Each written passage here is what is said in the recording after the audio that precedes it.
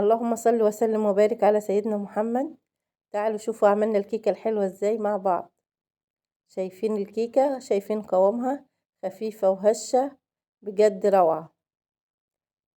شايفين واخدة اللون الذهبي الجميل ازاي بحاجات طبعا موجودة عندك في البيت.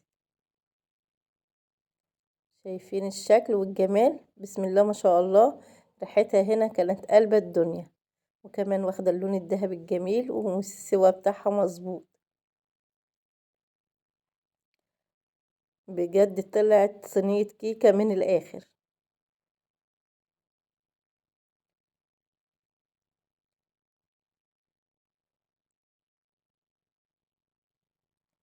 لو أول مرة بتشوفيني في القناة ياريت تشتركي في القناة وتفعلي الجرس وتدوسي لايك علشان بإذن الله يوصلك كل فيديوهات.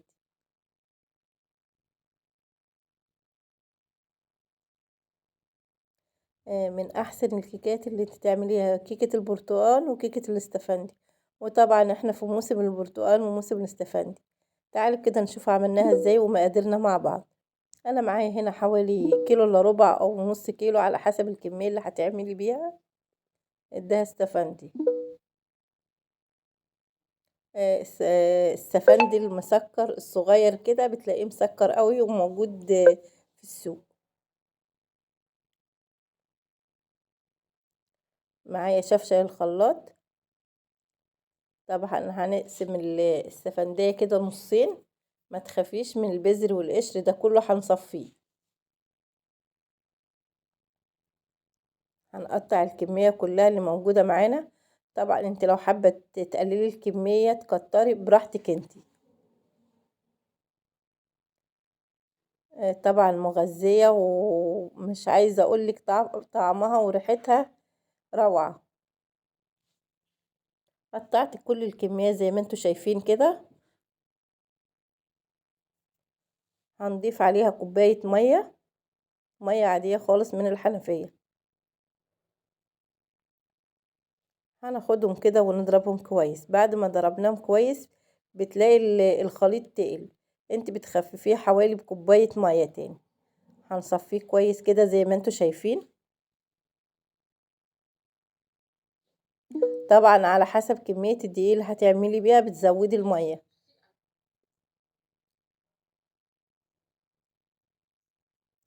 صفيه كويس قوي كده من البذر والقشر.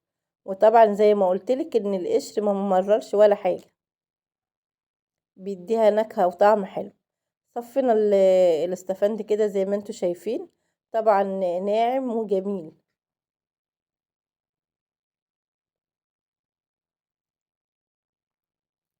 هننزل بكمية العصير في الشفشق تاني.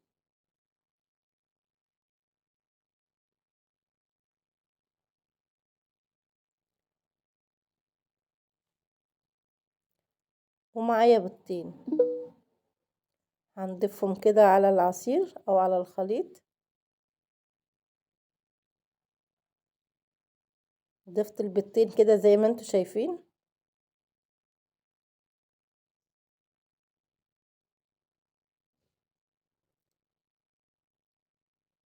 معايا كوباية سكر. لو حابة تزودي السكر براحتك انت. ومعايا ازازة فانيليا. هنزل بيها كده على البيض وعلى السكر. معايا كوباية زيت، لو حابة تستبدليها بسمنة بزبدة زي ما انت عايزة.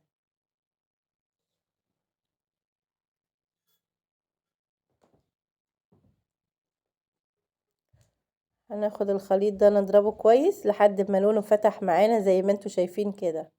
دي اهم خطوة عشان الكيكة يدخل لها هوا وتكون خفيفة وهشة معاكي. لازم الخليط يبيض كده، تضربي فيه حوالي 4 دقايق. معايا هنا حوالي نص كيلو دقيق.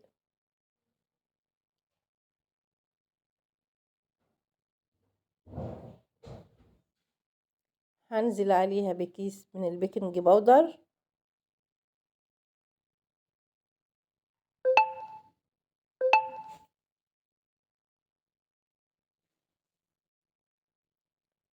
وكمان رشة ملح. هقلب كل المكونات دي مع بعض. قلبهم كويس كده زي ما انتوا شايفين.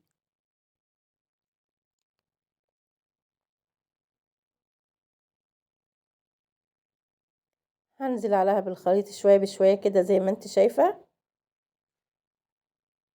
واحاول اقلب كله في اتجاه واحد.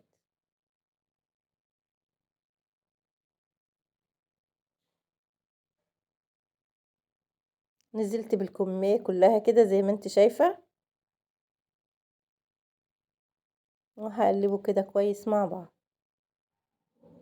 من احلى واسهل الكيكات اللي انت ممكن تعمليها، ما بتاخدش وقت معاكي. حلوة في الفطار مع كوباية شاي، او على العشاء كده حاجة خفيفة. هنقلبهم كده كويس مع بعض، وكله زي ما قلتلك في اتجاه واحد. قلبت الخليط كده زي ما انتوا شايفين ناعم ازاي، بسم الله ما شاء الله. طبعا هو الكمية خدت نص كيلو دقيق، ما زودتش دقيق تاني.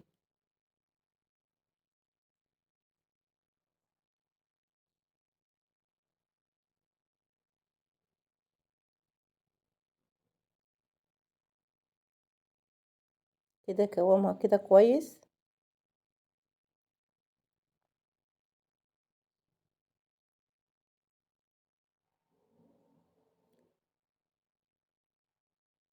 معايا صينية كده دهنها دهنة زيت خفيفة، ومبطنها كده بشوية دقيق. هنزل بالخليط كده في الصينية.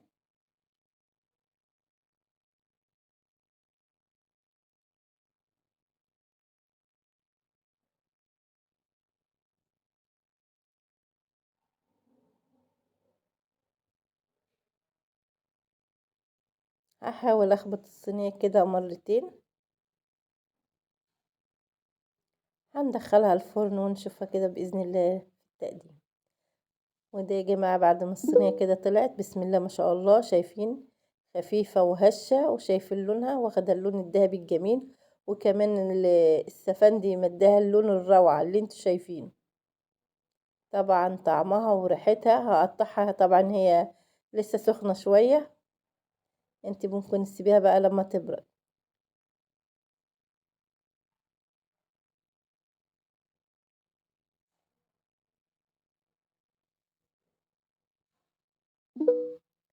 سهلة وبسيطة ومغذية، ومش قادرة اقولك طعمها تحفة.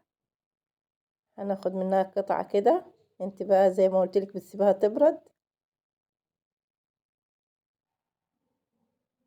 شايفين اللون؟ بسم الله ما شاء الله. من غير الوان صناعية، لون طبيعي بطعم السفندي. بجد تحفة.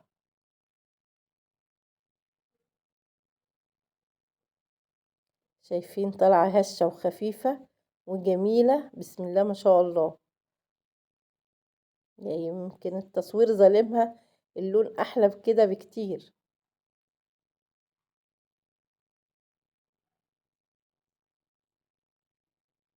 ان شاء الله تجربوها، وان شاء الله الفيديو يعجبكم.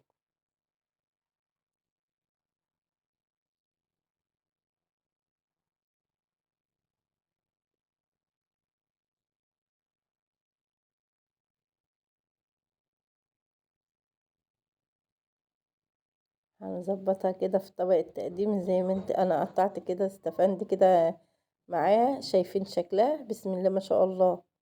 بجد والله روعة.